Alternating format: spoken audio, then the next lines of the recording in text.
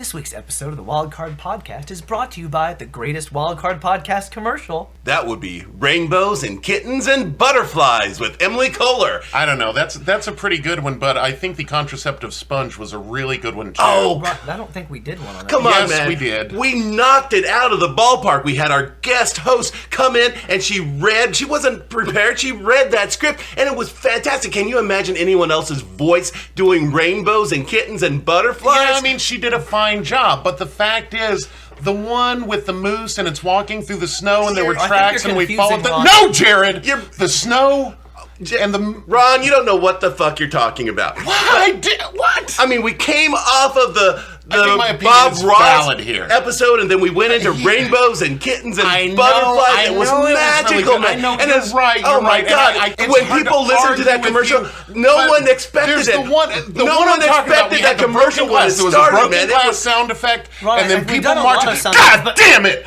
Jared! The one with the snow and the marching and the people. I think we can all agree that the greatest Wild Card Podcast commercial is this one. Yeah, you're probably right about that.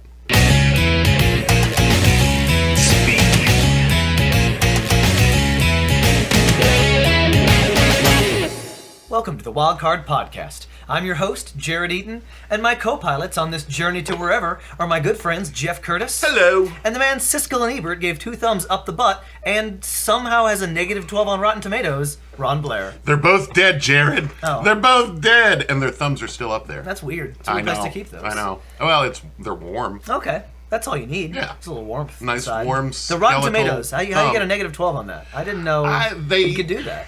Boy, they really don't like me. You have skills, sir. You know, actually, the films that I've been in, Yeah. negative 12 on the tomato meter. Oh, okay. I've been in like 20 of the worst films There you ever go. made. So Well, speaking at of, least you have a pattern. I do. Speaking- I do. I'm on IMDb, so that's something. Speaking of the worst things ever made, Ron, will you tell people what this podcast is all about? I'll tell you exactly what this podcast is about. This podcast is about me announcing that I'm 72 days away from my dream vacation. Oh. That's right, 72 days. I don't know if I told Jeff this. I told Jeff I was going on vacation to Washington, D.C. Ooh, did tell me I this. didn't know that. Not true. Okay. That is not true. Really? I ended up changing my mind. Okay. We're going to Universal Studios. Oh, he's 3 doing days. it. Finally, you're finally making doing it. I mean, this is something we talk about on the podcast. Yeah, like often. Yeah. This is my dream vacation We had the for Kings Island years. talk. Yeah, after the and Kings we Island were raising money for the debacle. Yeah. Right. So I don't need your fucking money. There you But go. if people want to give, baskets of food or something Sure. for the trip, I'll gladly accept Non-perishables. those. Non-perishable stuff. We're not planning on eating out often. Yeah. And we are staying at a beach house with a kitchen. So if they would Nice. like to donate... Beach house. Wow. Yeah, it's How'd a you nice... spring this? A beach apartment. Sure. It's Airbnb. It's a vista. Yeah, it's beautiful. It's like 100 steps from the beach, which is ask for nothing. anything It's better than that. 30 feet from the edge of the beach, and then the rest of the beach is another 20 feet to the ocean. It's not the greatest beach house, but it's a cheap beach and house. it's mine. Yeah. Yeah. And that's So- in 70 days, you said? That's in 72 days. 72 days. So Congratulations. you should have some hair back on your head so that you won't go completely sunburned up there while you're How long on the beach. do we shave? 1 week from today. Wow. Actually. That's exciting. Yeah, I have to... Jeff had expressed concerns last night about it being too early. However, if I don't give my head time to match the color of Yeah. my face, Won't look it's like going to be you've been- problematic when I'm on stage. So I have to tan a little bit before... Well, your face won't Get up match the there. color of your face either until it's been... Until it's been shaved, I know. And I go through it every summer where, like, if I shave during the summer, there's this white patch of beard. Like, it's the white beard. Yeah. But that's my announcement for today. Congratulations. Universal Studios, 3-day Park Hopper Pass. We get to ride the Hogwarts Express. We're taking Emily and Jake. Oh, cool. Oh, awesome. Emily teared up when I said we're going to the Wizarding World of Harry Potter, believe because it. you know how much she loves Harry She Potter. did an episode on it. And Emily loves Harry Potter. I know you couldn't I believe didn't it. know this. You couldn't believe it. So, Jeff, if you were going to vacation somewhere in the United States, where would it be? United States? Yeah. Because we talked about, like, around the world Yeah. where we'd go, but where would you go in the United States? I would love to go to Washington, D.C. It is a great place. I haven't been in... I've never been through it. I've driven Since, like, around it It's on my way. 2005, I think, was the last time I went.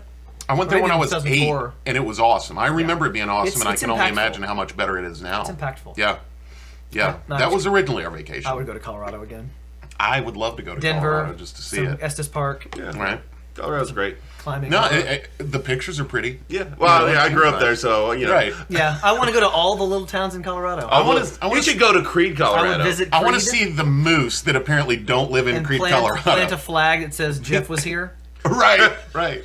You should say of wild card fame. You should go back to Creed, Colorado, and tell people that you podcast with me about their city. We did a commercial about your city, and ask how many of them listen to our podcast on a regular basis. I bet it's at least 20. I think we should write to the Colorado Tourism Bureau and say we're planning on visiting the Jeff Curtis boyhood home. Well, and not only that, we also they should put my face and name on the sign as you drive in.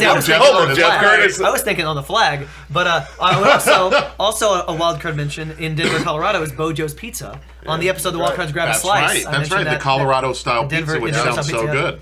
Speaking of dinner, our favorites question today. It's kind of a famous question. Okay, something I thought of. Great. So you are hosting a dinner party. Yeah. All right. You can invite 3 people, living or dead, that you want there for your ideal, perfect dinner party of like discussion or whatever it is you want to do with these people. You can invite. Oh, yeah. There is no language barrier. So if you were to bring back someone who's not natural speak English, we would understand them. All 3 of mine are alive. I've thought of this for years. Yeah, that's why I thought it might be something where you might have this up. So. Yeah, it's pretty easy. It's Billy Joel, Lord Michaels, and Bruce Willis. Okay. Who's Lord Michaels? He's the SNL. producer of Saturday Night Live, the creator. Yeah. Lord? Lord now? Oh, Lauren. L-O-R-N. I thought you said Lord. No. Yeah. It took me a second he may too, as well and I'm be, like, no. He's SNL. Canadian royalty. Yeah. He's an So what is your OCE? discussion going to be like with those gentlemen? I think shit. What topics? Because they're so varied in their careers. Mm-hmm. We would obviously discuss comedy. Music, TV, movies. And Bruce Willis has been on Saturday Night Live. I'd love to just hear some of the stories. SNL stories. Lorne Michaels knows every musician to have ever lived. Wow. He's good pals with Paul McCartney and Mick Jagger and all these guys.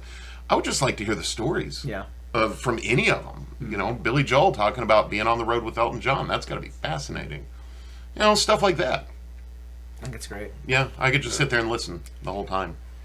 This is tough for me. Yeah? I always kind of struggle with this. Like, there's the aspect of things that I'm interested in. So one of the ones that would be a definite was Jack Hanna. Yeah. I don't know if you know that name or not. Yeah, it's a weird weird the wildlife guy. Right? Yeah, he was like when I was young. He was the guy I wanted to be when I grew up. He was a zookeeper at the Columbus Zoo.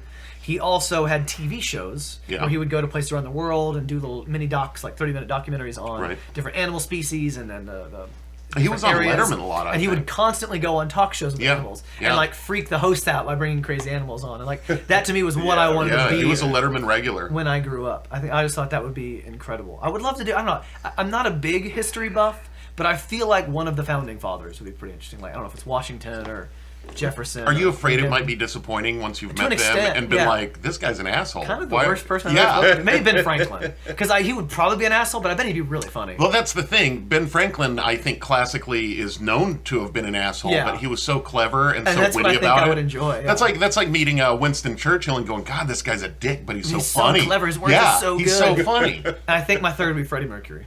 Oh, man, that's a good one. Yeah. That's a good one. Was that inspired by the trailer that came out recently? No, not even a little bit. It didn't do anything for me. The trailer for no kidding. I was excited. I got really thrilled over it because I like for watching that trailer. I'm like, I just want to go listen to the music. I don't actually want to watch this movie. I just want to listen to the music again. The funny thing is, Queen used to be one of my favorite bands, and I listened to them so much that I got burned out. Sure, and even now I can't listen. I can't listen to Bohemian Rhapsody at all. That one's good. It's anymore. A good song. It's so. I can't imagine being burned out on Queen. It's a piece. Like that is more of a piece than it is a song. It's really something. It is. And like, there's a lot of their songs that like didn't get a lot of play that I love hearing. Well, I had the Innuendo album, the last one that they recorded before he passed away, and I think hardly any of those songs are known, and they're brilliant, just like any other Queen song. And you see these bands had a tough transition from the 70s to the 80s to the late 80s, and all that, and Queen didn't have that problem. They consistently, throughout their entire careers were just brilliant music. Because they like the Beatles, Queen wasn't locked into a specific style. Yeah. If you listen to their music, they've got a big range of styles that are all part of the Queen sound. And the same with the Beatles. And so they're able to transition from era to era because it all fits in with what they're doing. Whereas bands who are just really one style. When that style goes out, it doesn't matter how good your songs are, no one's listening to you anymore. Well, that's why in the early 80s you heard from Zeppelin members like Robert Plant or Jimmy Page, but they weren't Led Zeppelin anymore in the 80s, you know. And the thing about Queen, it's funny that you say that about the Beatles, because just like John Lennon kind of came to overshadow them, at least in, you know, John Lennon never overshadowed them, but well, okay. you know what I'm Continue saying. your thought. He's known as the, like, he's the most famous one of them, I would say. Actually, he's not. Do you think not? I think he's more famous than Paul McCartney and Wings. Paul McCartney is more famous. I mean, because he didn't die. No, it's Paul McCartney. I'm right, Jeff. Actually, you're just once. You're absolutely wrong with this. Uh. But my favorite Beatle is John Lennon. Yeah. But Paul McCartney had vastly more hits with his songs after the Beatles than John Lennon ever did. I'll agree with that. But I really think that John Lennon is more of a celebrity. Is that what you're thinking? That's what I'm trying to say. He was more celebrated. Well, I don't agree with you on that either. But John Lennon... Nobody shits on John Lennon's Christmas song. Well, it's a better Christmas song if I don't shit on it. I'm not saying everything that Paul McCartney has ever written is golden. There's a lot of crap that he's put out. Stay golden, buddy boy. Stay golden, buddy But there's a lot of crap that John Lennon put out, too. Ain't that the truth? And there's especially a lot of crap that Ringo Starr put out. But that's totally wrong. Factual. Ringo Starr was the most talented of all the Beatles. Of all the Beatles. He was more talented in certain ways and less talented in other ways. As a band, I could do a whole report on the Beatles, which is not what my report today is on. I'm right, because I'm not a big Beatles Thank fan. God, because I'll be wrong. Someday it will be just to drive Jared crazy. Right. But can it be yesterday? No, yesterday. All my troubles seem so Jeff, I know you want to keep on this, but I want to get to your dinner party. I'm still on the Beatles. No, the point that I was trying to make is that Freddie Mercury is often the most celebrated member of Queen. Most people that was not close. don't know who Brian May or that's John because Deacon Freddie Mercury was the frontman of Queen, so he was singing the songs that even the songs that he didn't write. Right. Where the Beatles, you know who wrote the song or who did the majority of the writing of the song by who's singing the song. Oh yeah. And so each of the Beatles. Each of the Beatles were solos. Each of the Beatles had, except for Ringo, had hits as Beatles. And I don't get me wrong. I love Ringo Starr. I love Octopus Under the Sea thing. But it wasn't a number one hit. Okay. Nor should it be. But it's a great children's song that will earn Ringo money until the day he dies, and then his offspring money for 50 years thereafter. But all due respect, I hate Oh My Lord. I hate it. I love George Harrison. I respect him. But George Harrison, I don't like that song. But the problem with that song, anyway, besides the concept, is that the music. He was sued for stealing the melody, stealing that song from some other group who had a hit with He's So Fine. Oh yeah. So he had heard the melody at some point and didn't realize that he'd heard it. Right. And then he wrote this whole song with this melody. And he never deliberately set out to steal that song. Yeah. But he stole those. Musically, what he created was that song with maybe a different verse here or there. Right. And with totally different lyrics. And so it's a great song. He didn't write it. Yeah. Even though he wrote it. And then the My Sweet Lord stuff wasn't, wasn't the greatest lyrics. It's an okay song, but... So would John Lennon be at your dinner party? Well, I would love to have John Lennon at my dinner party, but I'm not going Yoko, and I can't have But I'm not going to have him at my dinner party because I've got 3 other people that I've selected. Okay, who do you got? I've got Obama. Excellent. Okay, I considered it strongly. Yeah, that's a good one. I've got Sondheim. Oh man, that would be a Jeff dinner party. Actually, yeah, man. If I could replace any one of mine, it might be with Sondheim, just because he's cool. And I've got Ron Howard. His favorite director. Fucking Ron Howard. I'd have Spielberg at mine. I thought this might happen, so I have a backup question. Okay. Not a single one of us invited a woman, so now you have to invite a woman. Okay, I can. I feel like I know who mine's gonna be. Okay, go first. J.K. Rowling. Yeah, absolutely. Oh, that's a good one. I'm like, I wonder if any of us will, because my instinct is to be like Natalie Portman because she's beautiful and I love her, but that's creepy. And let's not just have someone there so I can I love you. That's what I was gonna say, but it was Joan of Arc. Emma Thompson. Joan of Arc, That's because I interesting. think I might be able to get Joan to sleep with me. That's terrifying. Yeah. She's a child. I don't know if Emma you- Thompson. No, she was like 90 years old, right? It's not accurate. No, I think she was. 17 if I I recall. read no. Well, I don't want to sleep with Joan of Arc. Thank you. I was worried you're going to be like, All right. what? I'm trying to answer the question. You're I'm talking sorry. about your fantasy of sleeping I'm with sorry. a dead hero of 800 years Again, ago. minor. Jeff gave me honey bourbon before the show, and I'm not here. Rachel Maddow, Emma Yeah, oh, Thompson, that's a good one. and I said one. Emma Thompson's legal, right? I'd say so. Yeah, maybe her. Then. I'm doing 3. And Maggie Maggie Smith. yeah. That's a good one. Oh, See, I would I'd consider consider- Julie Walters though, because she's a badass. I would consider Like- if I'm doing Maggie Smith, I'm going Dame Judi Dench. 'Cause That's a good one James too. Bond. So That's absolutely. We've been watching the Harry Potters because of going to Universal Studios. The Harry I'm Potters, reading- that's I'm how we're reading referring to them now? The Harry Potters. That's how you refer to the whole series. the Octilogy or whatever. And while I like Julie Walters for educating Rita and Billy Elliot, the work that she did prior to Harry Potter, Maggie Smith is a badass. She is so good. There are a lot of people when I reread the books. Yeah. What I see is people from the movie. Not everyone. There are certain people from the But movies. McGonagall, you can't it's not Maggie Smith. see Maggie Smith as No, McGonagall. she was perfect. I think Alan I Rickman. may have envisioned Maggie Smith before I knew who she was Yeah. when I was reading the books, because she's I didn't just read the cool. books before I saw the movies. I read the books Oh on the God, movies aren't first. they great though? I'm rereading them right now. Oh, they're such an easy read. Yeah.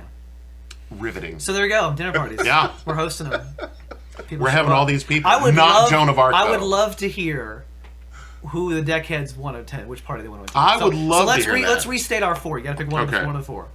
Okay. So I got Jack Hanna, who none of you probably know. So I know Jack Hanna. I said he was on Letterman. Talking to the Oh, deckheads those right now. people. Talking to the deckheads right now. I mean, got, our fans. I got yes. I'm gonna go Jack Hanna, Ben Franklin, Okay.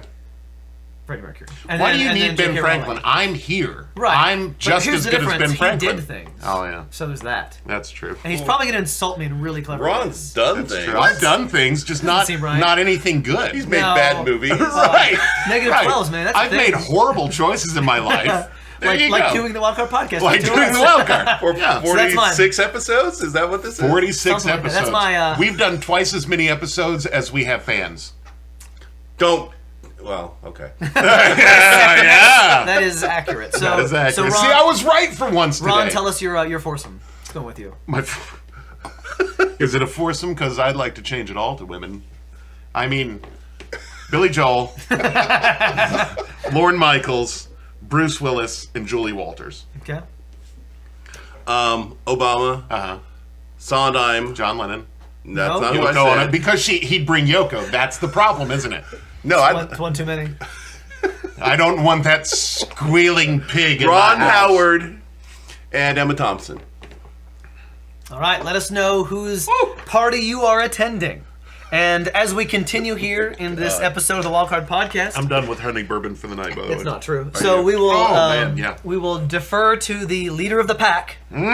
This is a Jeff episode. And so we know it's going to be a good episode. Oh yeah, you know there's gonna be some quality, change. quality content, and There's gonna be quality preparedness. shenanigans from Ron and myself. Absolutely. Well, I wouldn't. I don't know about the quality shenanigans. That's fair. That's but, fair. That's fair. It'll be a quality topic. What you got, Jeff? Well, we are going back to what you typically think of as a Jeff-isode when we talk okay. about a Jeff-eode. We've got an Typical epic yarn. adventure, An epic yeah, yarn. an epic yarn. We have an epic yarn. Sit around, kiddies, I got by my the chocolate fire.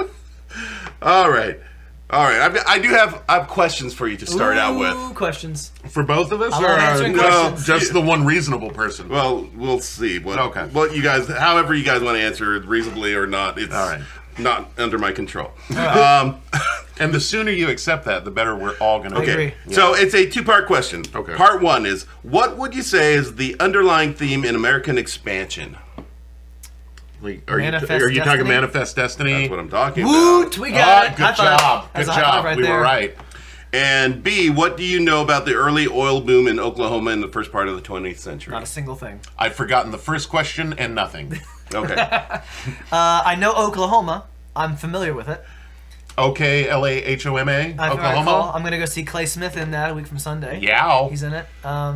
I've heard of oil as well. I use it to cook occasionally. Yeah, I use that. I use olive oil. Sometimes I have to go to Valvoline and they do something about oil. Use Valvoline That's oil true. for your cooking? No, I said occasionally I have to go to Valvoline for my biscuits and they do whatnots. something about oil. you Yeah, know? they do I'm something. familiar with it. I've They heard of change it. the oil. Okay. I've heard of oil. The Oklahoma oil boom.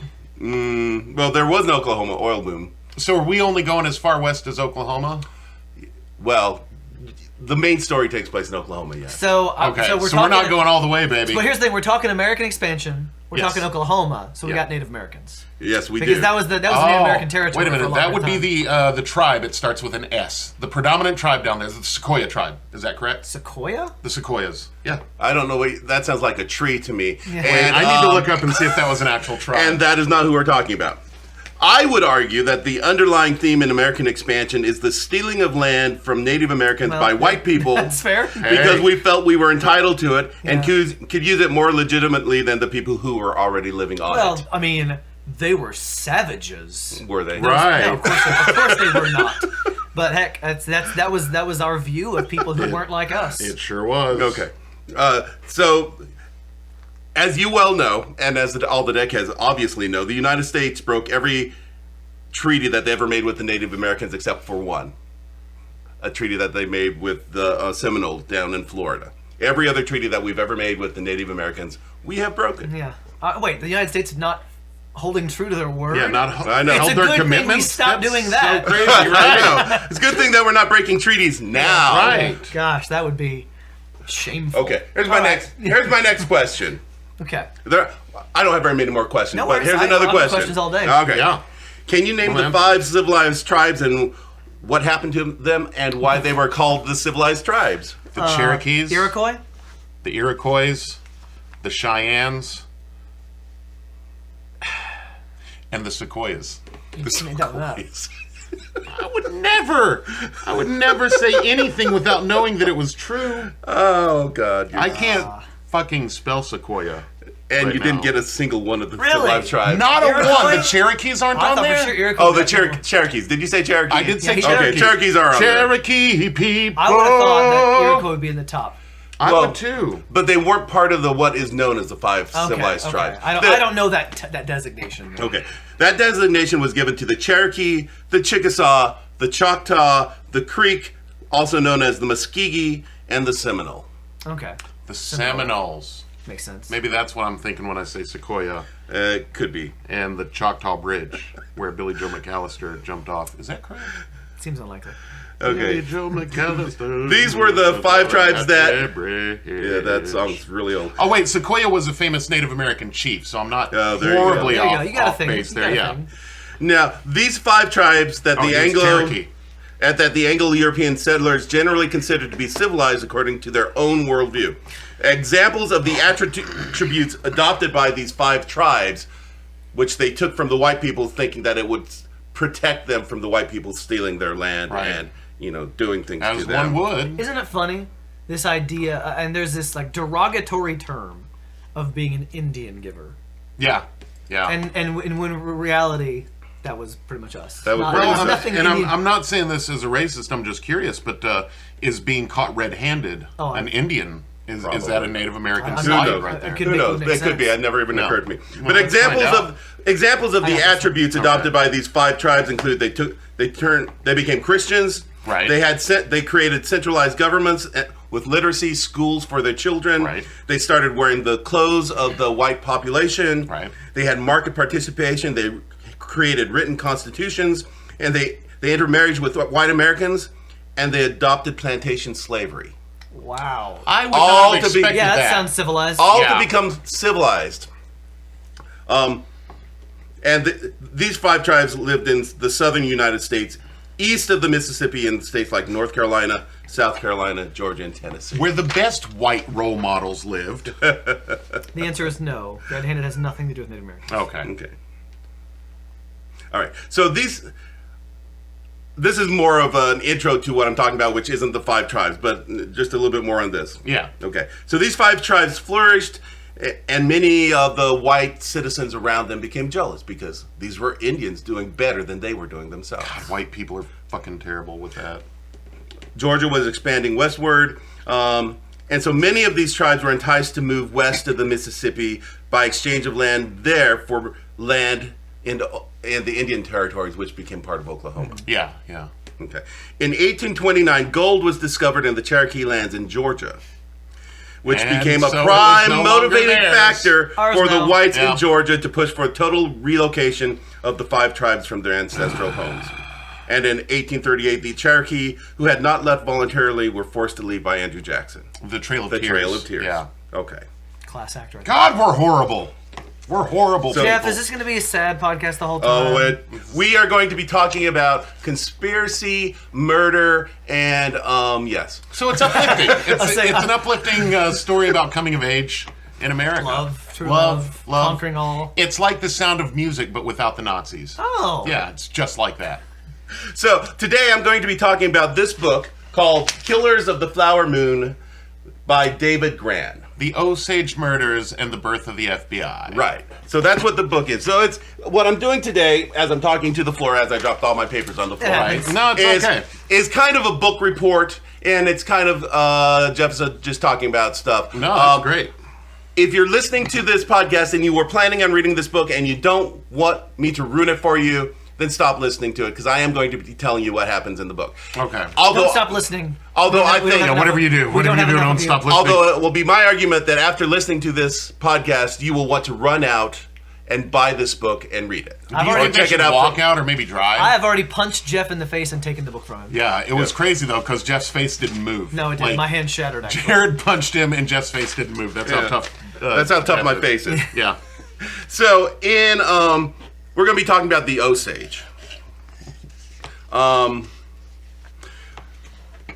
In 1803, Louisiana purchased the Louisiana Purchase by Thomas Jefferson. The Osage, at that time, the Osage held nearly 100 million acres of land situated between the Arkansas River and the Missouri River. Yeah.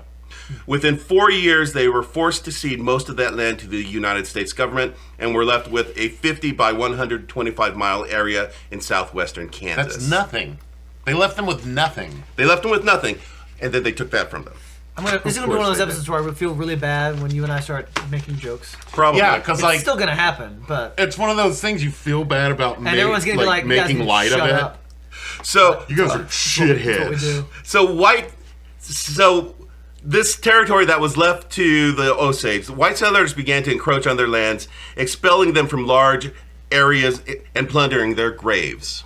Jesus Christ. In 1870, the Osage agreed to sell their Kansas lands to settlers for $1.25 an acre. So it's $1.25 an acre. Nevertheless, some impatient settlers continued to massacre the Osage and mutilated their body. So the Osage, it took that money that they sold their Kansas land for, and they bought 1.5 million acres from the Cherokee in the Indian Territories. And the land that they bought was rocky and not useful for much, and they bought it specifically because No one would want no it. one would Right. want this It's land. going to be ours. So that they figured the safest way to protect their land was to buy land that nobody would want. So they're going to teach the white people how to grow crops, and then the white people are going to put them in a place where you can't grow crops. Right. So yeah. So they thought. So they paid 70 cents an acre for this land in Oklahoma from the Cherokee. By the time they moved to these new lands in the Indian Territory, there's only about 3,000 Osage left. Good God. All the rest had either been murdered or had left and were living as, just Assimilation. Right, assimilation. assimilation. In the 1880s, and so this happened in 1870. So this is the antebellum period. This is after the Civil War. This is Right. after the Civil War. Right after Civil War. So in the 1880s, whites began settling in the Oklahoma and the Indian Territories. The government started this new program of allotment, this policy that they called allotment, where they would each, instead of the tribes having reservation lands where they had so many acres, they wanted to turn it into each member of the tribe would have their allotted share. So they would have their own acreage of the land, and what was left then could be sold to white people. Shit. And once the Indians had their own individual plots of land, then if they wanted to sell to white people, what's to stop? Right. So they began this, And so in the 1880s, settlers began to purchase this land from the Indians or the Native Americans in what became the Oklahoma Territory. On September 16th, 1893, there was a land rush. Those famous pictures of people riding their like the covered wagons. The covered wagons and their horses and racing out to claim their land. Right. That's from that period, and that was land that was taken from the Cherokee. Jesus Christ. We need to go rush and take this free land that no one's using because we want it. Now, because the Osage had purchased their land, it was harder for the government to impose its policy of allotment because the government hadn't traded the land for them, hadn't given them land. They had bought it with money. So they were the last tribe in Oklahoma to be forced into this allotment scheme. And so in 1904, they agreed to this allotment thing that was happening. But by being the last, and by the fact that they had purchased this land in the first place, they were able to write into this agreement or this treaty or whatever you would call it, that they would that the tribe would own all the oil, gas, coal, and mineral that was covered by the lands, regardless of who bought the land on the surface. So they maintained. So they maintained their mineral rights. Okay. Wow. Well done, them. Yeah, no kidding. See how it goes. Smart thinking. At that time, they knew there was oil under their land, but oil wasn't a big deal at that time, and they didn't know how much oil was under their land. Well, yeah, what would you do with the oil? Should you find so it? there were a few small wells, but I know what to do. Oh yeah, move out to Beverly. And so, as part of this treaty, each enrolled member of the tribe was given what was known as a head right, meaning their share of whatever revenues would come from this mineral wealth. Yeah. So divided among and people. These head rights could not be sold to anybody. The only way to get a head right was to inherit it from somebody who died that you were related to. Right. So your children could inherit your head rights. But if you died and didn't have an heir, yours just went to everybody? I don't know.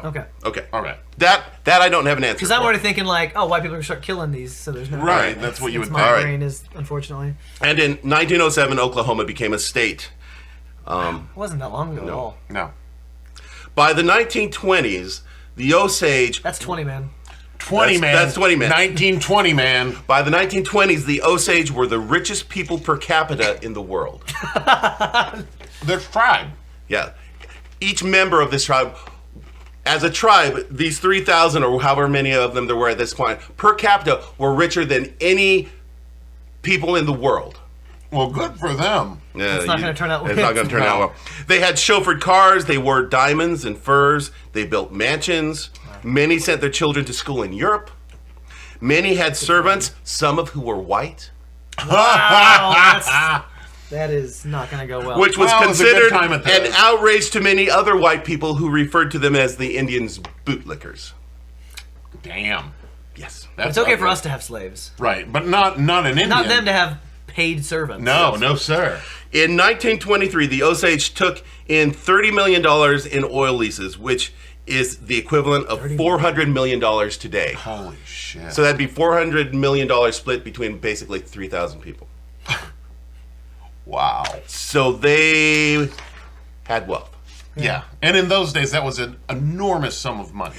And newspapers at that time referred to them as the plutocratic Osage or red millionaires. Red millionaires. Because they can't just be millionaires. No. They can't just be human beings. You've got to make it a point that they are a different race altogether. So one thing, let me stop you right there for a second. It's always kind of bothered me a little bit. When I was in high school, our mascot was the Bulldogs. Yeah. And if you were on the baseball team or the football team, you were the New Albany Bulldogs. Yeah. But if you were on the girls' team, you were the Lady Bulldogs. The Lady Bulldogs. The Lady Bulldogs. I thought you were going to say the bitches. The bitches. The New Albany bitches. But it's like, why do they have to have a preface? Right. Why can't they just be the Bulldogs? Bulldogs? Can't be female? Right. They have to be specifically Lady Bulldogs? They come out in their dresses when they're playing softball? It's all about placing people into divisions and little and tiny boxes that we're expected to live in. It happens every day. It happened this week with Yanni and Laurel. Wow. I know nothing about it. I don't care, but everybody at work is talking about it. A lot of students were talking about it. I don't give a shit. However, and I haven't listened to it, I find it just another thing, another tiny thing that we can serves to divide if people. If you aren't like me, you're probably wrong. Right. You're going to be incorrect, Well, and therefore less than. And there may Someone be some, played that for me last night. I heard them both. I could tell the difference. Madeline came home from school and played it for me today. And I said, "Well, Yanni, Laurel, Lon." I could point out each one. She could only hear one. I only hear one too. I just don't give a shit. Yeah. Well, I don't either. I didn't listen to. Well, you had people play it. I didn't search for it. That's how I got it too. That's it. So for me, and I'm sure there maybe are some squads of female students who love being the lady, whatever their mascot is, but it just seems the lady, whatever, unnecessary. Well, in the grand scheme of things, the ladies' team is not going to be seen as important as the male team. See, when I was in high school, our basketball team wasn't very good. Now, last year and the last couple of years, my high school team has been great because they had a player who's now going to IU. Yeah. Romeo Langford, who's amazing. We were on ESPN regularly. Romeo Langford? Yeah. That's his name? Romeo Langford? That's a good name. Yeah. He just signed and to his IU. brother Lauren. He was one of the best. Lauren and Romeo? Lauren and Romeo. I don't know. Basketball players in the state of Indiana, and Calipari and Bettina were going to my high school to watch him play. No shit. To try to recruit him. Was he a lover of the ladies? I'm certain. He was. I'm certain. I love that Bulldog. But they weren't good when I was there. My high school basketball team was not very good. My high school football team was fine. My sophomore year, never good after that. Yeah. The other sports were fine, but our volleyball team was amazing. Because Juliet was playing. That's right. Well, no. And she had something to prove to her man. We had some real talent, and some of our students went on to start for 4 years at Purdue. We had a young lady named Stephanie who was just sick, but we went to state my senior year in volleyball. The girls represented our high school better than most of the boys' sports did. So it just was. There was never a thing where it's like, oh, it's just girls' sports. Now they're fighting their butts off. Yeah. To represent. Why do they get? I don't know. That's very cool, but I don't see that has anything to do with Oklahoma or It has Illinois. nothing to do with... It was the Red Millionaire. We were talking about Red Millionaire. It's because he's actually going to choose OSU to play for. Absolutely. No, it was just Sooners. the idea that He's we're gonna giving be a these people who are millionaires because of what they've earned, the work they've done. You were giving them... But they're not regular millionaires. Right. They're not... Yeah, okay. They're red millionaires. I forgot how we got there. Yeah, it's like saying that's a black millionaire. Yeah. Not a millionaire, it's just a black guy with $1 million. Yes. And you have to And so he doesn't deserve it. He doesn't deserve it because he's not a regular millionaire. Right, exactly, because he's not a white millionaire. So back to Oklahoma. Yeah. Okay. So in 1921, a woman by the name of Anna Brown went missing. Anna Mae Brown. No, Anna Brown. Okay. Anna Brown. Green Gables Brown. Anne of Green Gables Brown. Anna Brown was an Osage, and she was she full? She was full-blooded. Okay. She was full-blooded. She had full blood. Full blood. Her sister Molly Burkhart had thrown a dinner party that day, and so Anna had come to it. Lauren Michaels was there. Was it the unsinkable Molly Brown? No, it's Anna Brown. You said her brother's sister named Molly. And so, there was their mother Lizzie was there. Molly's husband Ernest Burkhart was there, who was a white man. Okay, so she was intermarried. That's why the name kind of. Well, Anna Brown had married earlier. Well, a lot of the Indians by this time had white names. You couldn't tell by their name whether they were Native American or for business. Right, they had assimilated into the white culture. And whites had been giving them white names, and so that's how a lot of them were known. So you can't tell by their names. I know. You can't tell by their names who's who. But Molly Brown was her sister, and they had been at this party. And a couple of years earlier, another sister, there was 4 sisters in all. There's Molly, there was Annie, there was Minnie, and there was Rita. Okay. A couple years before this party, one of the sisters had died from a peculiar wasting disease that had just come on suddenly, and she'd always been healthy, and she died. Have they identified like that, or that's what it sounds like, or like consumption, or poisoning, poisoned, or poisoning? Well, it was.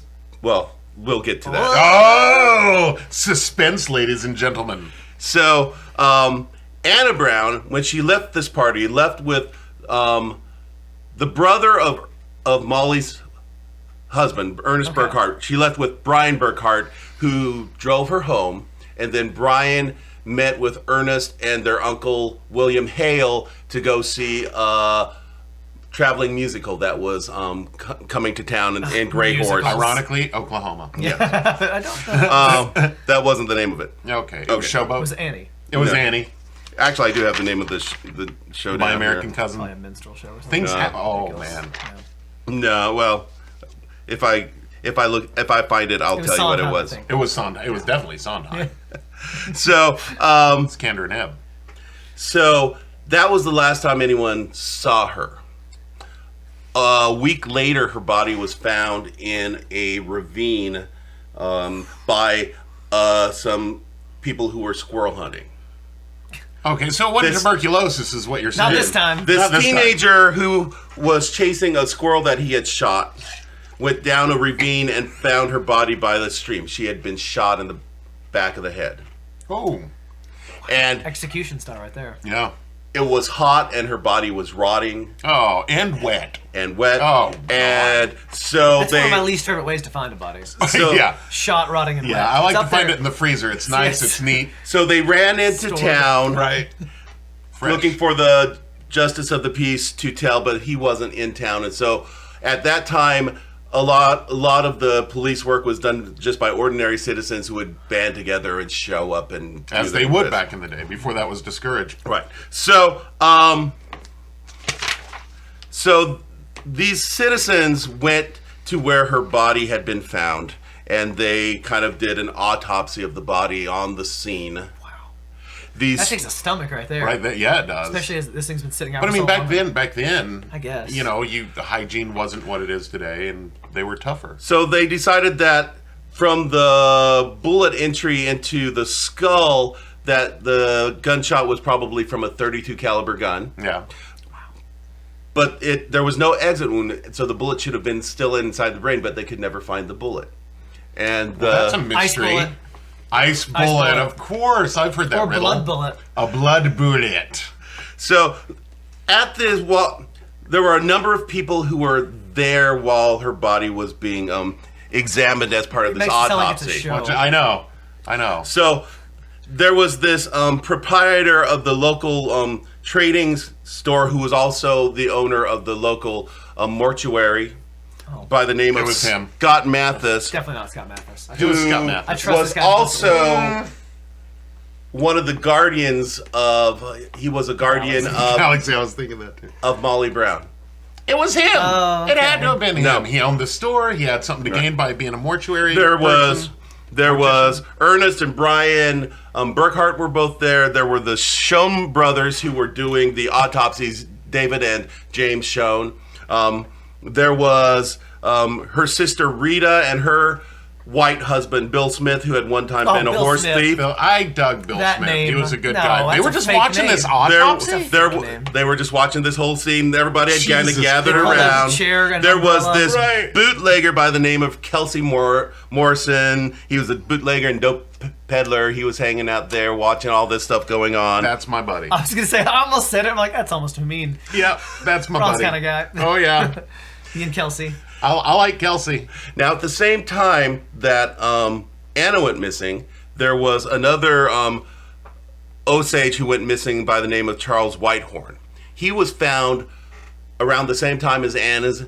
His body was discovered by an oil worker at the foot of an oil derrick, hidden in some bushes, and he too he'd been shot twice in the head, execution style. And these were both wealthy.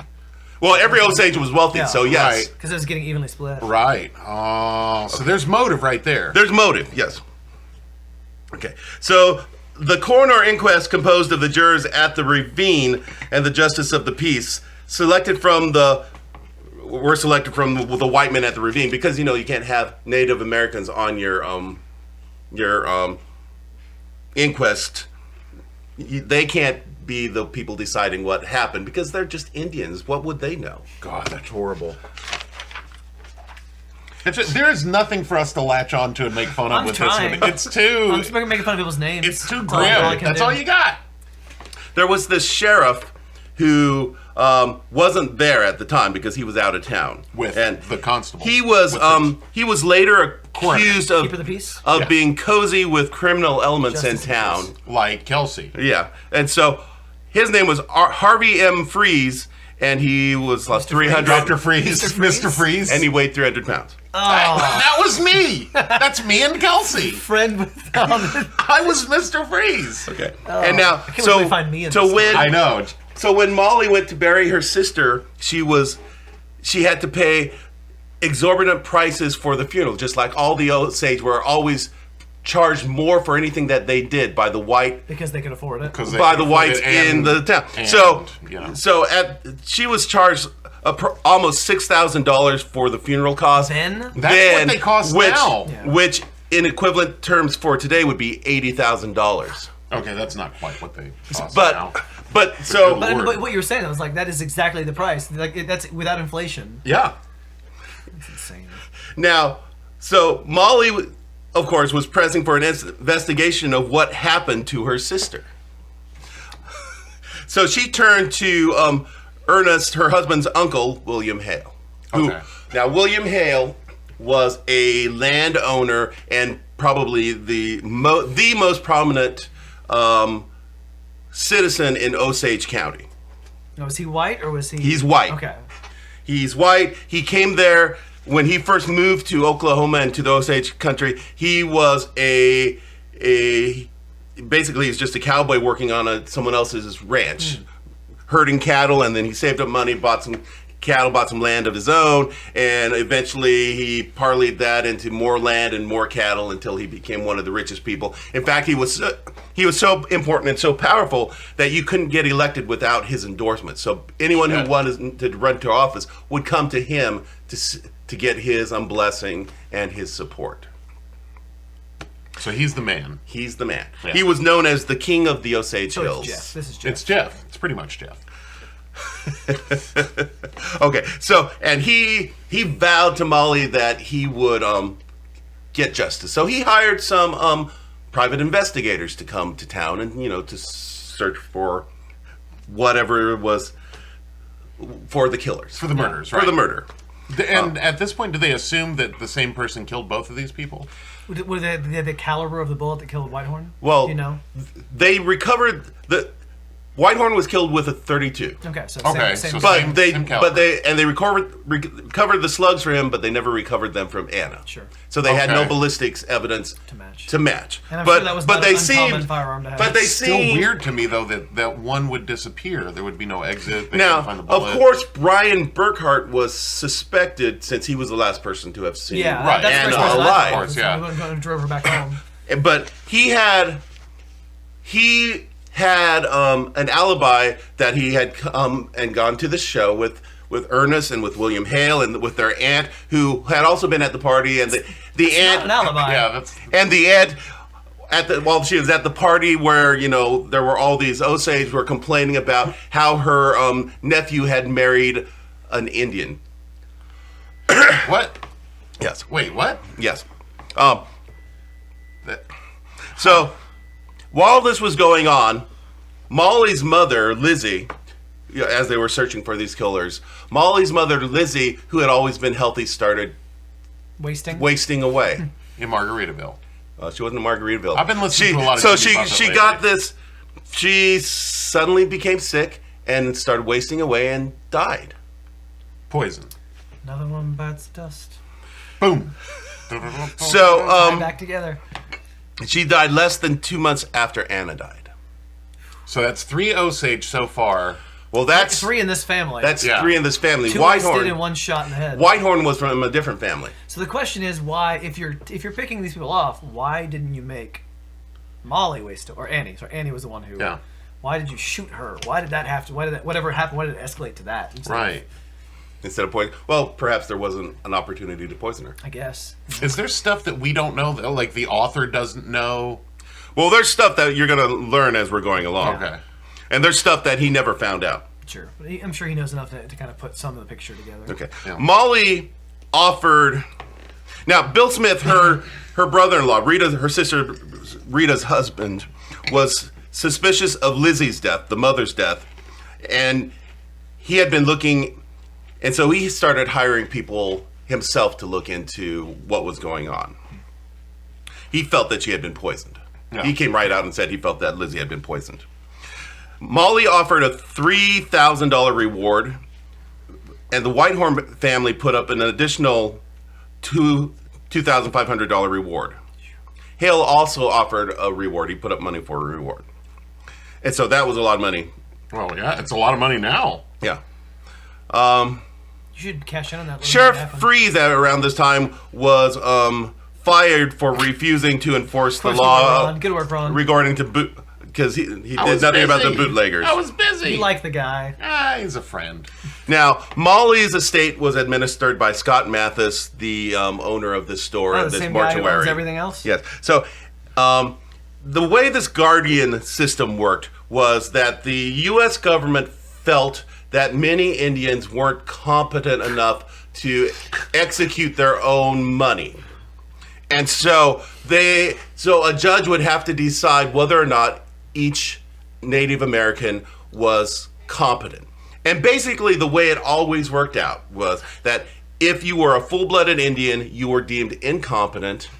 And if you had white blood in you, you were deemed competent. So if you were half white, you could control your own money. If you were full-blooded, you had to have a guardian to take care of your money, so that you would have to come to this guardian to get money for everything that you wanted to spend your money on. They were the executors of your fortune, and if they said no, then it was no. I want to punch someone in the face. I know that.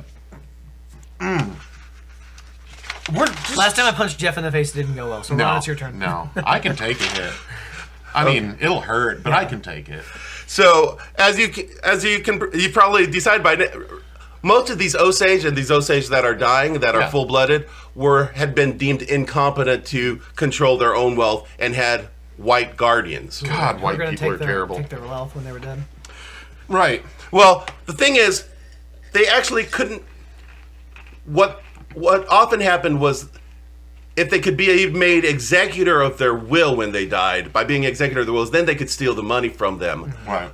Because they couldn't take their actual head rights. Because the head rights would go to their relatives. Yeah. But they could certainly figure out ways of stealing money, which they did while they were alive and after they were dead. No, yeah.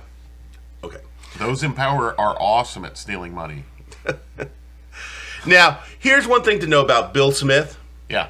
He had been married to Minnie, the sister who had died from the wasting disease. Right. Before she died. After she died, he married her sister Rita. Way to go, Bill. I told you that guy's name was. If that is your real name, Bill Smith. Bill Smith. Now, on one February night in 1922, a guy by the name of William Stepson, he was a 29-year-old Osage, received a call, prompting him to leave his house. He returned several hours later, visibly ill, and died within hours. No, it sounds legit. No, yeah, I don't see anything totally suspicious with that. Authorities believe someone had slipped him strychnine while he was out. Oh, wow, that'll do it. Yeah, that'll stop the heart. That'll do it. A month after that, that's a rough way to go. An Osage woman died of suspected poisoning. No toxicology exam was performed on either of these two Osage. So what am I doing this whole time? You're fired. You got fired, remember? I know, but yeah, all right. Well, who took my place? You're hanging out with Kelsey. I'm hanging out with Kelsey, getting high. Not your problem anymore. On July 28th, an Osage by the name of Joe Bates died after drinking whiskey, which was moonshine that they believed was poisoned. Of course. Is nobody investigating this at all? What about the investigator? I know. I just didn't want to believe that. In August of that same year, the Osage prevailed on wealthy white attorney by the name of Barney McBride to go to D.C. and ask for the federal government to investigate. Because it was clear that the local authorities had no interest in actually... people are dropping left and right. Human beings dying. Getting murdered. The problem, though, is they're thought of as less than human. Right. Yeah. Right. So Barney McBride checked into his boarding... McBride. I love him. Yeah. So he checked into his boarding house. We went back to the 80s together. He checked into his boarding house in D.C. and when he checked into his boarding house in Washington, he received a telegram from a friend saying, "Be careful." That night, when he left the hotel, he was seized. Like kidnapped? He was kidnapped. He was grabbed. A burlap sack was stuck over his head.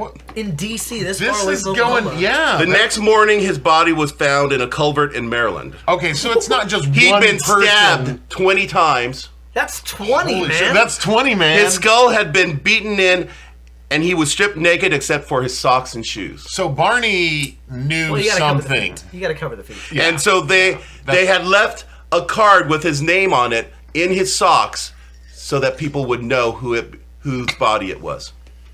Man, something is so And this was a white guy. It's got to be Hale. Well, I was expecting like one person, like an Agatha Christie murder mystery, where it's like one person who has something to gain by all these deaths. But this seems to go far bigger than just one person killing for profit. Hale's doing it. Are we going to find out who did it? Yes. Okay. Well, you're going to find out who did some of these. We don't have the answers to all of these. Do we not know if it was the same person, or it definitely was not the same person? Well, I mean, it obviously couldn't be the same person killing every single person, but someone could be pulling the strings, orchestrating. Right. Well, it obviously goes bigger than one person. It's an organization. By 1923, there were over 30 acknowledged suspicious murders or deaths. God damn! Among the Osage people, Among like the in the Osage. Oklahoma, just in those 2 years. I was going to say 2 years. I thought Within this 2 year period. Later on, when the author does examination, he found that the murders actually started years before and continued for years after. The patterns wasn't noticed. But the pattern hadn't been noticed. And so I was going to say this later, but over this period of time, it's estimated, he estimated from what he dug up that there was dozens, if not hundreds of murders during this period of time. You know, it couldn't have just been one person. Prior to the shootings, though, how many people look like they just died from a disease? Well, that's the thing. When people just die, it looks like natural. Right? People die. And this is the 20s. It happened. You know. In 1921, Congress restricted the amount of money that the Osage, who were deemed incompetent, were allowed to withdraw from their own bank accounts. They can't even access to because they didn't approve of the way they were spending their money.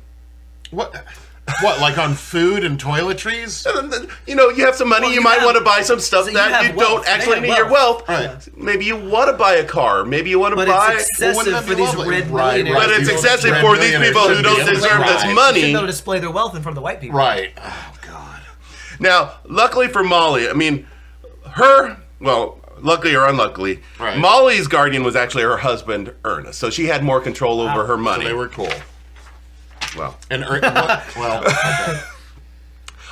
In February of 1922, an Osage by the name of Henry Roan, he was 40 years old, was found murdered in his car. Okay. So murdered. This one was clearly a murder. Like, obviously murdered. Hale, William Hale, Ernest's uncle, the king of Osage Hills, had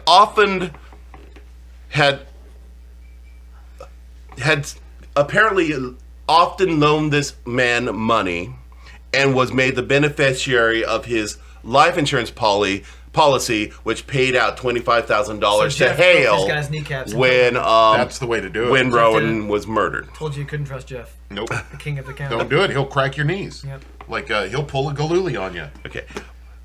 Molly, when she was 15, had briefly been married to Henry Roan. Oh. Interesting. Thy plot thickens. Now, Bill Smith. We remember Bill Smith? We remember, if that is his real name. He was the one who had married Rita and Lizzie? Yes. He had married Lizzie. When she died, he married Rita a few months later. Let's see who Bill Smith really is. Why, it's Old Man Withers. They got away with it too. Bill Smith, meddling Osage. Bill Smith said he was getting warm with his investigation. One night, he and Rita heard something moving outside their house that was out in the Osage Hills. They weren't in town at that point. Yeah. A few nights later, they heard the sound again. And they were scared. Yeah. So Bill and Rita moved into an elegant 2-story house with a porch and a garage in Fairfax, Oklahoma. I don't know if that's any safer, though. A man appeared at the door one day, soon after they moved in, saying he'd heard that Bill was selling some farmland, which he wasn't, and while Bill was telling him that he wasn't selling any farmland, the guy appeared to be casing out the joint. Yeah. Casing out the house. Yeah. Just shoot him. In early March, I keep expecting anyone knocks on my dude door, to pull I'm out just gonna shoot you. Oh man. In early March, the dogs in the neighborhood began to die. Oh. Man, what kind of low life kills dogs? On March 9th, Bill Smith and Rita and their servant Nettie Brookshire went to bed and at 3 a.m. their house blew up. Blew up. Wow. Their See, house Like, didn't just catch fire. Didn't catch fire. Blew This up. whole It time I blew hadn't talked up. to Bill Smith, but man, he wasn't in on it, I guess. He was on the level. Yeah. Bill survived. I knew it. Oh, that son I of a knew it. bitch. Bill I Smith. He couldn't was trust that in guy. it. I He was was right. in on it. I told you that name was sketchy. Bill Smith is actually Voldemort. It's an anagram for I Voldemort. don't think that works. Well, agree to disagree. Now- I've heard it both ways. He That's right. was injured really badly in this explosion. Well, it was worth it for Stubbed all the his- money he stubbed got. his toe. Yeah. David Schoen, one of the two Asshole. Schoen brothers, remember them from the Autopsy? Oh, yeah, yeah. Two guys who were just checking out this dead body. Those characters. Stealing the bullets. While Yeah. while his body was being recovered from this house that blew up, they injected him with morphine because he was in a lot of pain. But the morphine also made it impossible for him to talk to any authorities on site. So Bill knew. Bill knew everything. So he wasn't able to be questioned. Later on in the hospital, he kept going in and out of delirium. And 4 days later, he died. Still don't trust him. Nope. No. Now, He's even more dangerous dead. That's Like when- a that's when they wasp. really get you. now let me tell you about this Strike me. attorney. This attorney by the name of W.W. Vaughn. He was a 44-year-old white man. I don't trust the white people now. He He wasn't. wasn't- What happened to Marty McFly? Oh, yeah. He was trying to help out. He was an Oh, attorney Jeff busted and a him up. former prosecutor, and he vowed to eliminate the criminal elements within Osage County. He worked closely with some of the private eyes that were I'm in thinking town. you're going to say prostitutes. Uh, You said prosecutor and Yeah. private eyes, and both. I'm like prostitutes. No, that's prostitutes. Laffoon. That's who I Oh, work Ruby with. Laffoon. so Laffoon. in June Kelsey. 1923, he received an urgent call from George Bighart, who was Osage, who was suffering from That's you. who was Bighart? Your big heart. Bighart was suffering from a suspected poisoning, and so Is his last name not enlarged heart? he said he had information on the Osage murders, but would only talk to Vaughn. So Vaughn, before leaving to go talk to Bighart, obviously suspecting something, Right. told his wife about a hiding spot in the house where he had stashed evidence should something happen to him that she should take to authorities, and money for her to live on He's not going home. if something should happen to him. This plays out like a modern murder mystery kind of thing, doesn't it? So Bighart at this point was in the hospital in Oklahoma City. Vaughn rushed to Oklahoma City by train. He spoke with Bighart briefly before Bighart died. But Bighart gave him some documents while he was there. Wait, What- ask me is the guy who's getting ready to die. Yeah. So Vaughn made a telephone call back to Osage County, to the sheriff in Osage County, telling him that he had gotten this evidence from Bighart and had all the evidence that he needed. And then he rushed to the train. Vaughn did. The white W.W. Right. Vaughn. White guy. W.W. Vaughn. Okay. And he was never seen again. That's He- what I'm keep waiting for that. He boarded a train, but he wasn't on it when it arrived. His clothes were found in the purser's compartment. Fuck, man. 36 hours later, he was found along the train tracks. Of course. Dead, with a Yeah. broken neck, and virtually naked. These Did guys he are have shoes and everywhere. socks on? It didn't say. Did he? I bet he did. When his wife went to the hiding spot that she'd been told about, it was empty. Had no documents, no money. She had nothing to live on, and she had 10 children. What the fuck? Who else would have known about that? That's yeah. Well, the it was- sheriff that he telephoned knew about okay. it. Oh, that's true. I was gonna say Hale. I still blame Hale for it. What was the name of the sheriff from J.D. Pepper? Oh, J.W. That's who it J.W. was. Pepper. J.W. Pepper. So at this point, the official death toll was 24. God, and that's just in this story. That's just in this story, and that's the official death toll. goodness. And now Two Osage who were helping with the investigation died. One plunged down a flight of stairs after well, that's being not drugged, suspicious. Nope. and one was shot. Right. Oh, of course. Accidents happen. Accidents happen. In February of 1922, that's the wrong page. So, I turned the wrong page. Okay, so the justice of the peace was so scared, That makes sense. was made Yeah, scared white by people do anonymous, that too. by anonymous threats that he stopped investigating it. He wanted nothing to do with it. I'm not investigating. That's what I was thinking. Now that white people are getting killed as well, Yeah, he's going to be scared. And honestly, the white people are getting killed worse. Yeah. They're getting stabbed and beaten, and and probably from the train. And probably before they die, being called horrible names for looking into this. So in I don't want to say the names; they're bad. Tiddlywinks. Oh no, no. Cotton-headed ninny muggins. Okay. So in 1923, the Osage tribe again beseeched the federal authorities to investigate. Yeah. And around this same period of time, Hale's pastures were set on fire and killing many of his cattle. Wow. Hale's being targeted. Nobody's safe. Okay, so by 1925, now we're jumping ahead a couple Yeah, years. because 22 was the last time we talked about it. Yeah. Yeah. So in 1925, Molly is secluded in her house, very sick from diabetes. Okay, so that natural causes kind of thing. Doctors, at this point, people know that insulin is a treatment for diabetes, and so the Schoen brothers keep coming to her house to give her insulin injections. But she's not getting better. So we don't trust the Schoen brothers. I told you they stole the slug from that first. Well, I was about to say they had the evidence that they could hide. So in 1925, the FBI, or what would become the FBI, decided to finally start doing something about this. Well, thank goodness. Before that, I want to read this quote from this book. Okay. This is a quote in the book that's quoting somebody else. Okay. It says, "A conspiracy is everything that ordinary life is not. It's the inside game, cold, sure, undistracted, forever closed off to us. We are the flawed ones, the innocents, trying to make some rough sense of the daily jostle. Conspirators have a logic and a daring beyond our reach. All conspiracies are the same taut story of men who find coherence in some criminal act." That is a quote from Don DeLillo from, I guess, the book Libra. Is he the founder of the FBI?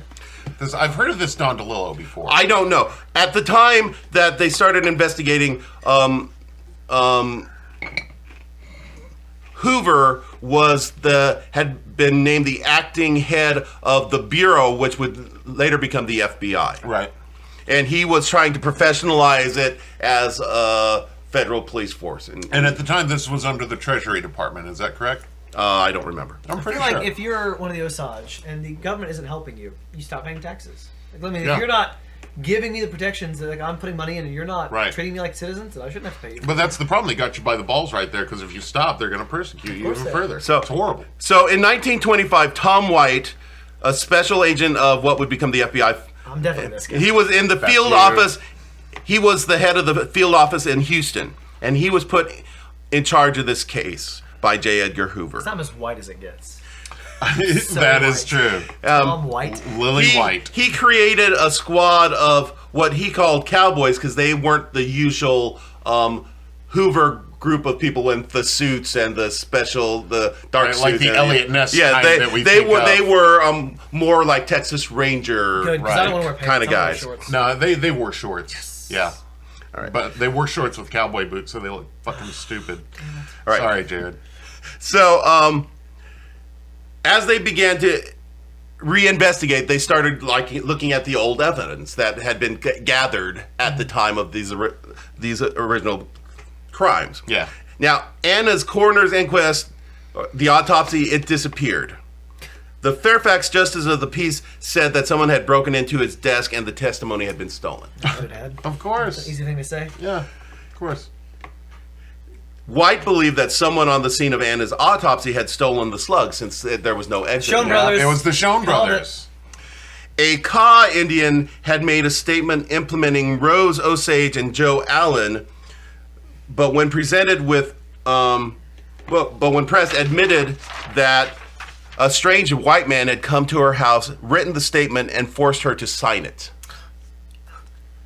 Man, I don't know who to believe, what to believe. They all sound shady to me. Like everybody in that area sounds shady. Now, this local lawyer, a guy by the name of A.W. Comstock, kept offering to help with the... I know. kept offering to help White and the FBI with the investigation, and he would give them tidbits of information and say that he could give them more if only they would let him access the FBI's files. I bet they would. His name's Comstock. You don't trust anything like that. No, we don't trust Comstock.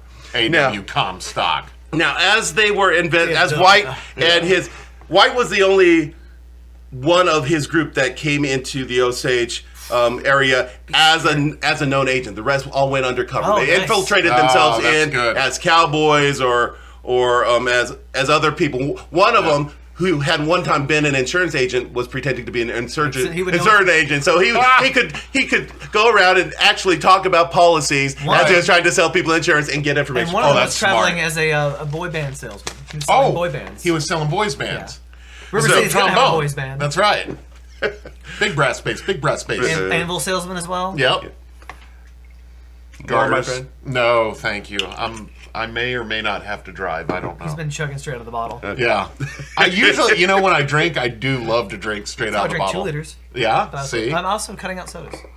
Wow. That's good. Cutting out sodas is great. So tough I have this, this root beer every once in a while, but cutting out sodas, it's the biggest thing. And I have to fit in the roller coasters. And it reduces the sugar in your body. Yeah. But, okay, back to the story. Yes. So Brian Burkhart, remember him? He was Ernest's brother who had the last person to have seen. Who drove her to her death. Yes. Yeah, right. The one who killed her, right. So, of course, White is going to reinvestigate these people who were suspicious at the time. He's going to actually investigate. He's going to do something. You lost yeah. So, I don't know what's happening now. So he spoke with Burkhart's aunt and uncle, who had gone to this musical, who would give him that alibi. And so they continued to give him the alibi, and on the night that Anna was murdered, they said he went to the musical with them, and then they spent the night together. Okay. Right, but he could have killed him before that, because he drove her home and could have killed her. At any point. And then drove him. Well, White found witnesses who said that they saw Anna and Byron together in Ralston after this show was over. But not with him. No, Anna and Brian, saw Brian and Anna together. So she was alive after this musical. They saw them together. Oh, the aunt and uncle. So Brian dropped her off, and then he went to the musical. Then he went back and got her again. Okay, so stick with me. Tickets are pricey. So Anna and Brian. Well, she had also been drunk. She'd been drinking all day. Yeah. So Anna and Brian were seen together in Ralston. They had stopped at a nearby speakeasy and stayed until 10 p.m. Then they headed to another joint several miles north of Fairfax, where Brian's uncle was spotted with them. That would be Hale, or it'd be the uncle that was giving them the alibi. Oh, okay. They were there until 1 a.m. Awfully close to a ravine, I bet. At 3 a.m., someone who knew both of them said that she'd heard Brian yell at Anna to get in the car. Brian's neighbors saw him come home at dawn, and the neighbor was told not to say anything and was given money to stay quiet. Oh, no shit. Interesting, intriguing. While this investigation was going on, White began to suspect that he had a mole inside the investigation. Because how did they get inside of his team? There was a lawyer trying to kill the probe admitted to seeing reports made by the Bureau. What? I'm having trouble keeping up. Good God. Okay, there were leaks and sabotage. There was theft of reports. 2 private eyes tried to expose an FBI informant. 2 of these private eyes hired by Hale and other people were trying to expose the FBI informant. So we don't trust what they have to say. Right. And so it was more like an espionage thing than it was. That's what it sounded like. It's like Le Carre or something. Yeah. This private eye by the name of Pike, who had been hired by Hale early on in its investigation, concealed Brian's whereabouts on the night of the crime. Said when pressed, he admitted that he had been paid by Hale to conceal Brian's whereabouts on the night of the crime, not to solve the case. Well, that's not an admission of guilt or anything, right? Okay, so he was also tasked by William Hale to manufacture false evidence and leads. Jesus Christ.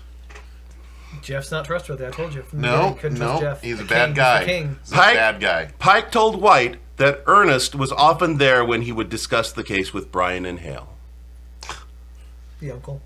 Yes, the Hale, Brian, and Ernest was Molly's husband. Okay. So before Bill Smith died, his doctors, James and David Schoen, had a private conversation along with his lawyer.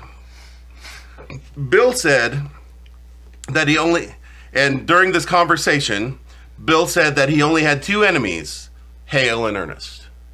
Well, that's enough. Shit. Two is enough. Yep. During the meeting, James Schoen was named administrator of Rita's estate. Of course he was. Yes, he was. So can you recap for me? Who's the good guys and who are the bad guys? No, here? I cannot. Okay, it's convoluted. It's is really the convoluted. sisters were good. It looks like Bill wasn't a bad guy. Bill wasn't a bad guy after all. Tom White's a good guy. Tom White's a good guy. The two lawyers who've gotten killed were good guys. So the Schoens are still the bad guys. Oh yeah, the Schoens. The Schoens have. There's great suspicion about the Schoens. The I would Schoens, say. the Hale, and Hale, Ernest. of course, and Ernest. Bad guys. And Ernest was the husband of one of them? He's the husband of Molly, who Was he has the husband? diabetes. Okay. Fucking And Brian asshole. was his brother, who was the last person to see Anna alive. Does he say why Ernest was a bad guy? He was married to the money. Okay. He could That's have what it was. anything he He's married to the wanted. money. We will continue in our story, shall Okay. Yeah, because I want to find out why Ernest was a dick. we? Okay. Now, as you've probably guessed, many of these guardians were corrupt. Well, yeah, gathered that one. Spoiler alert, Jeff. Right. They were involved in what was known as the Indian business, which was an elaborate criminal operation with crooked guardians and administrators who were typically among the most prominent white citizens and were as well as the lawmen and prosecutors and judges who facilitated and concealed the swindling. So nothing's really changed. America is the same now as it was then. Okay. So while they were doing this investigation, these are some of the facts that started to come out. So this is Tom White and his FBI team. Yes. Okay. Hale had his workers burn his fields for the $30,000 insurance. Wow. Of course, I can't believe we didn't peg that. Yeah. Because that makes sense that Hale would do something. It also throws some suspicion off of him. Well, absolutely. Okay. He's a victim at that point. Hale had also pushed for the insurance policy on Henry Rowan.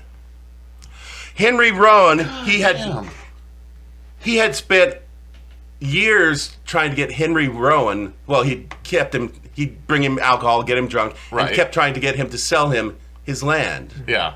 Which he refused to do. Hale had gone to an insurance salesman on his own without Henry Rowan and tried to take out an insurance policy. But because he wasn't a relative, the insurance salesman told him that he couldn't have an insurance policy on him unless he owed him a debt. So Hale said that he owed him $10,000 to $12,000. Oh. So the insurance salesman said that he would need a doctor's note saying that this person was healthy before he could write up this this thing. Policy. So Hale had to shop around for a doctor who he could would buy?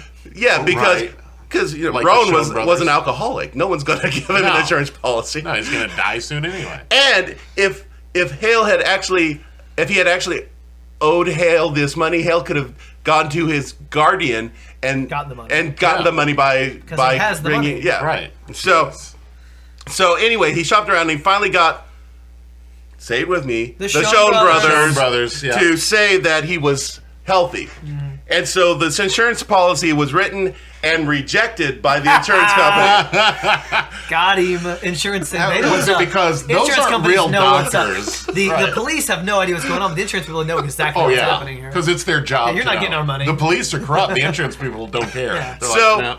he did it again until he finally Wow. with a different insurance company He until he succeeded. finally succeeded. And this time he made it for the $25,000 that he was then paid Yeah, from when Rowan died. So far, he's gotten $55,000 out of the insurance company, Mm-hmm. which in those days would be what, like $1 million, something like that. Yeah. A couple million, I think. Yeah. Hale would visit his widow several times after the murder, trying to get her to... Rowan's widow. Rowan's widows. Yeah. Trying to get her to sign documents, which she wouldn't do. One time he left her a bottle of moonshine, which she refused to drink, fearing that it was poisoned. Well, good on her.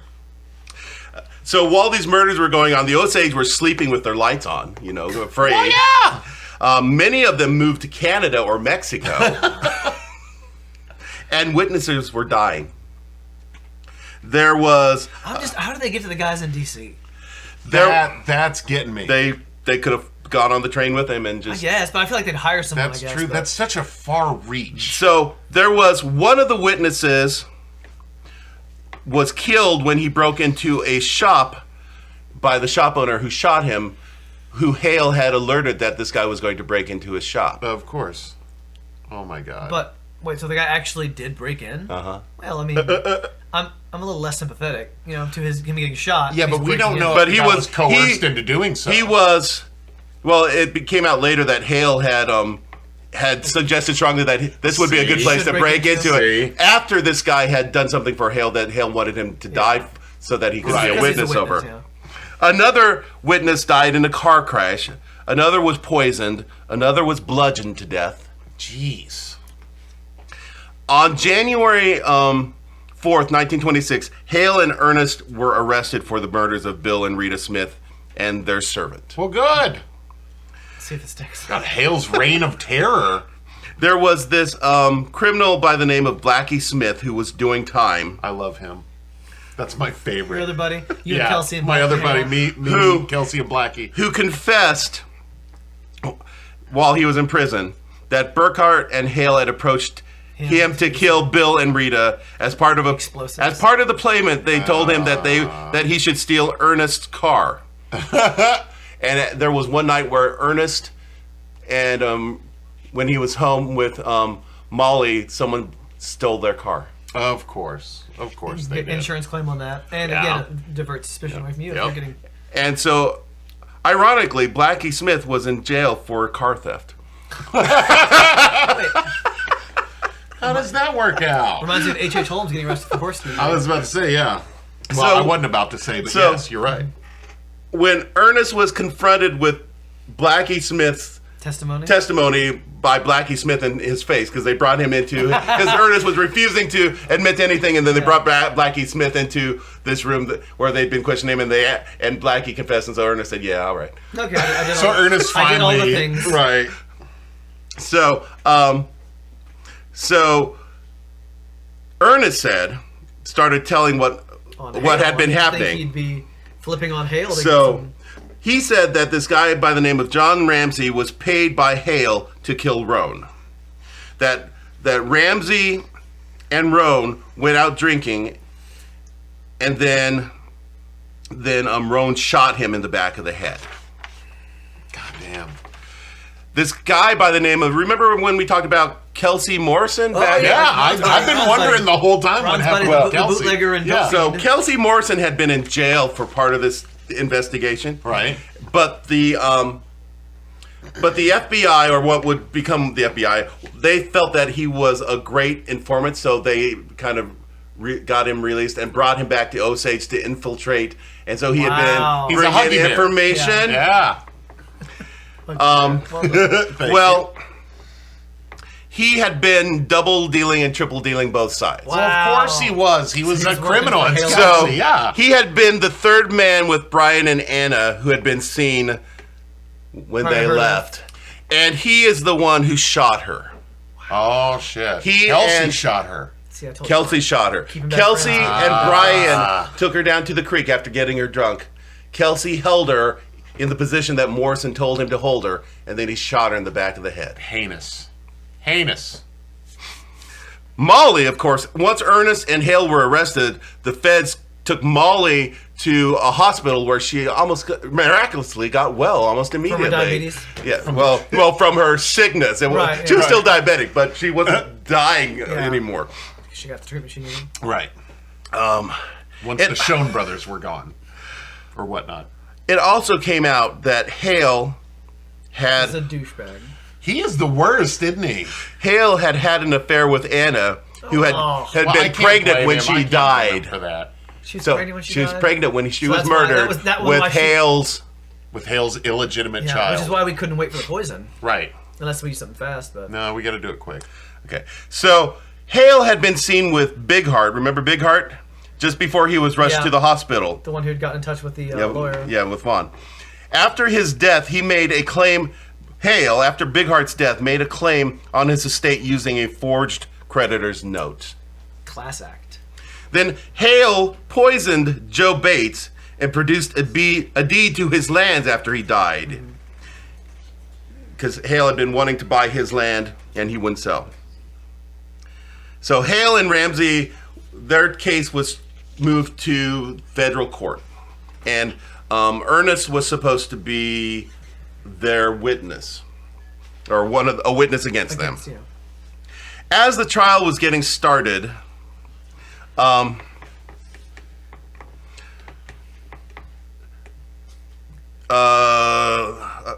can't read what I said, but we know that Hale isn't very good. He's pretty good about taking care of witnesses. Okay, so as the trial was getting started, someone was charged with perjury. A pastor who was testifying for Hale was charged with perjury. An associate who was a different associate was arrested for trying to get a witness drunk. Crooked private eyes began trailing witnesses, trying to get them to disappear. Like intimidation. Yep. Yeah. Hale and Ramsey tried to pay a man to murder Ramsey's wife because she knew too much. Yeah. Are there any honest people down there? White. He's it. But he's not from even down there. He's been working in Texas. Yeah. So at trial, one of Hale's at their first trial,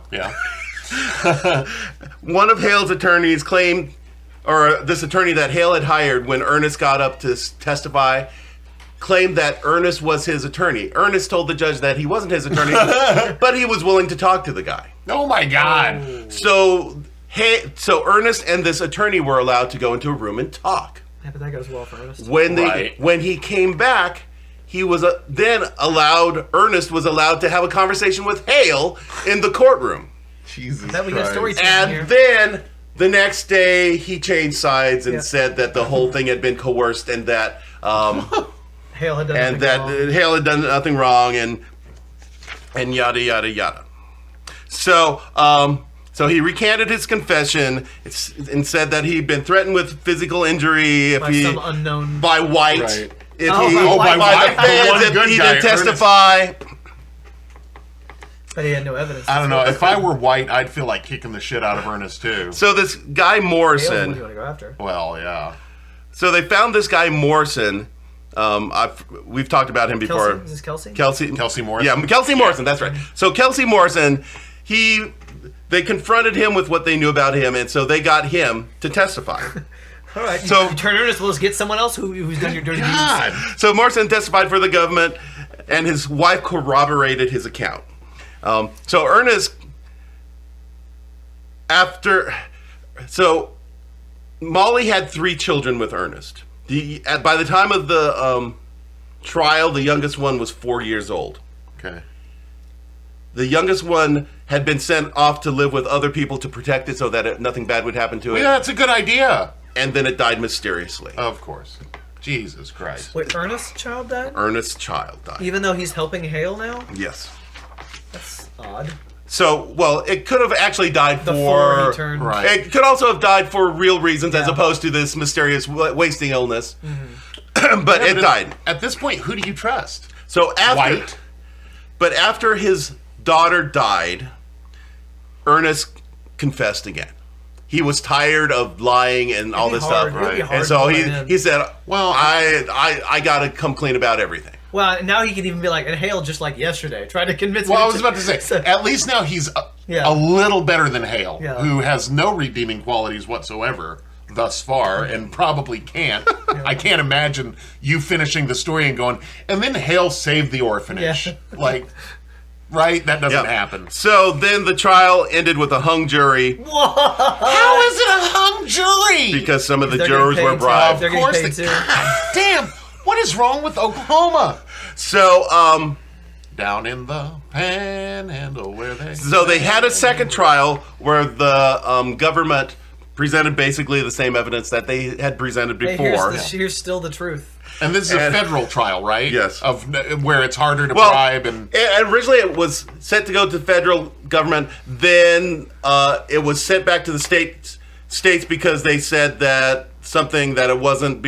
This one claim hadn't been part of the Indian on the reservation, so it was a state trial. But then the Supreme Court intervened and said it was on Indian land, therefore it's a federal trial. Yeah. And so they went back to the federal government.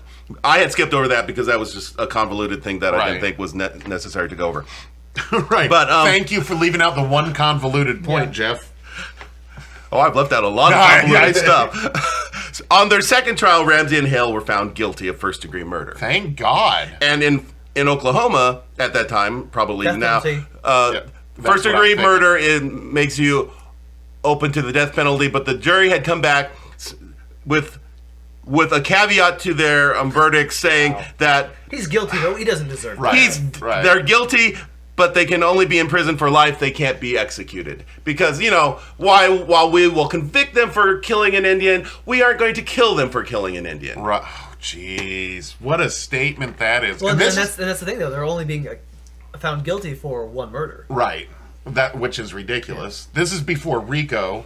But there were the means of execution at the time. There were still hangings up till the 60s, I think, 50s or 60s. And there was still firing squads at this point, actually.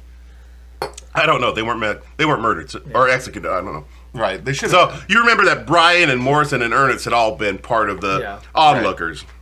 Right. On April 21st, 1931, Molly was finally judged competent to spend her own money. She was finally made her own.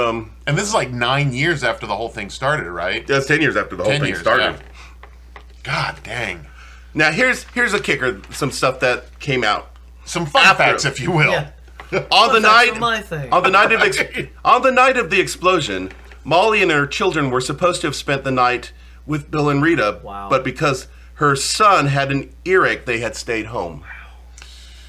Otherwise, almost got multiple birds with one stone. Yeah. And the reason for these deaths was Hale was trying to get all of the head rights to Molly, and then by killing Molly then Ernest would have control of these head rights, and Hale had control of Ernest. Right. So he would have control over all of this money.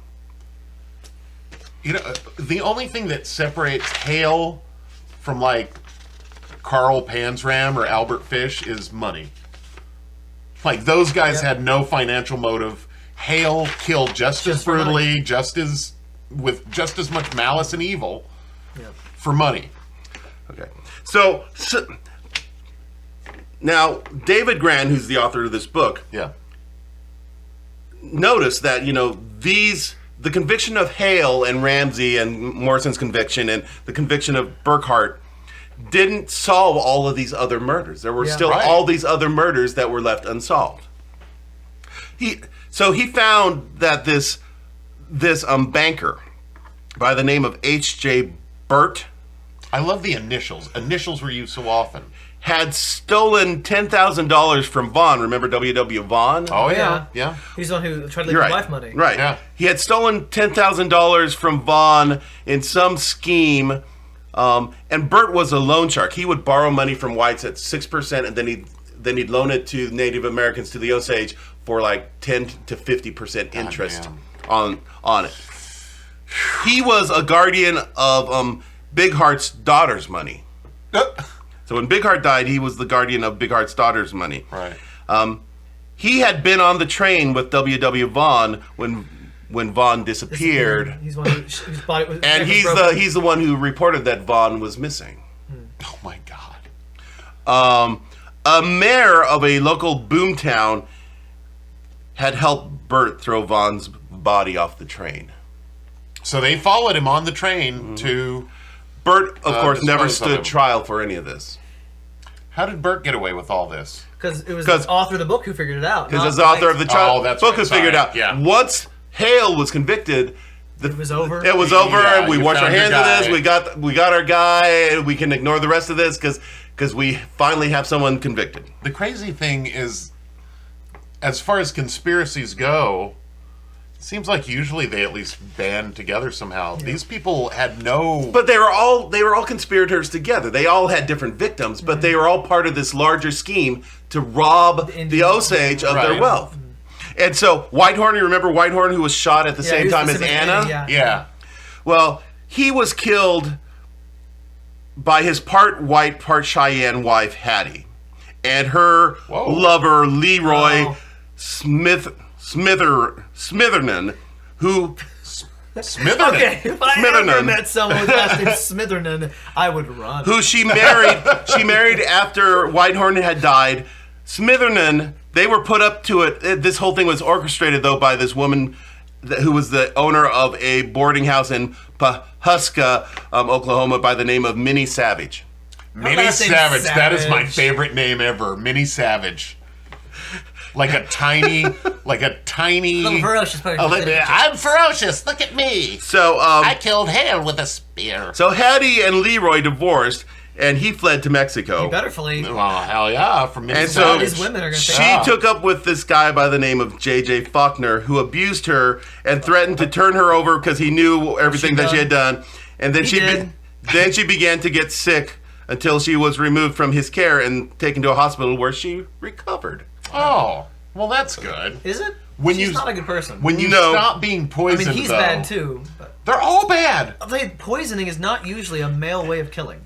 No, and that's the female's way. And so, classically, the Schoen brothers, or the author, found that this reference to the Schoen brothers as being the people to go see to learn to get the poison and to learn how to administer the poison to people that you wanted to poison. Because they were the Autopsy people and they owned all the stores in town. And so was there no punishment for the Schoen brothers? Oh, no. Most of these people got away with it.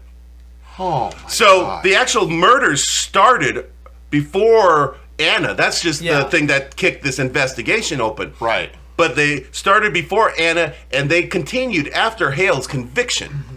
And what the author found, he found this document that listed the guardians of the different Osage, and so he looked through it.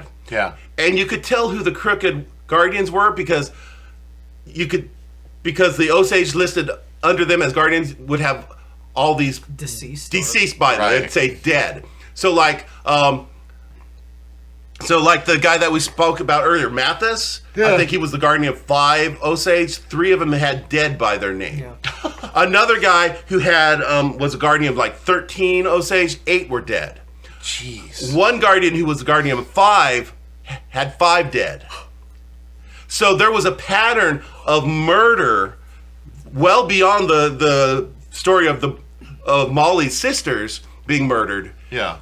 That permeated the Osage for a long time. And so that's kind of the end of the story. That is. God damn. It's rather disgusting. Yeah. Yeah, that's messed up. So, has there not been a movie made about this? No, there should be. Yeah. No shit. Or a musical. I'd heard of Osage or a before. musical. Is there a play about Osage County or something like that? Yeah, but that's August Osage County. It's a family drama. No, it's the same thing. It's the same story. Yeah. It's the exact same story. I've heard both ways. Right. Well, Jeff, thank you for bringing us this story of man, my terror God. and sadness, and I think I'll never visit the state of Oklahoma. I have no need for it. Yeah, there's nothing. I'll drive around it to get to Texas. Should I ever decide to go there? If I need some brisket, I will go around Oklahoma to get it. Well, the oil wells in Osage County have, for the most part, run dry. There's still some wells there, but they don't generate enough money for people to live on. I mean, it's a nice if you invest few $1,000s. If you make the investment you're making, you should be still fine. But if they had been granted the use of their own money, and if they hadn't been stolen by the white people who came in and they're murdered, who knows what? But I mean, they've got gambling now. But still, but that's not the same thing. I mean, it's they were systematically robbed and murdered because they were Indians.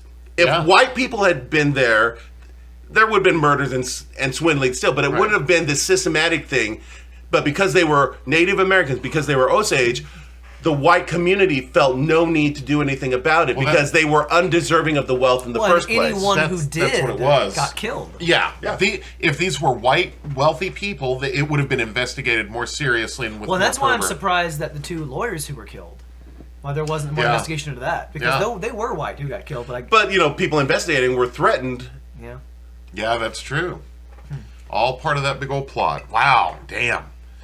Hell of a story, Jeff. Yeah. Oh, thanks. Yeah. I came back with a big Jeff-isode. Jeff- I told you we were Yeah, going to have an episode. episode. That's an epic. So next week will be a Ron-isode. Any teasers? Yeah. Or do you even know what you're going to be Fuck, doing? no, I have no idea what I'm doing. I'm exhausted right now. Yeah. I can't even think about what I'm going to be doing. So I don't know. It'll probably be bullshit. I'll make it up on there the we go. fly. That sounds like fun. Well, Yeah. So typical Ron-isode. A typical Ron-isode. Yeah, exactly.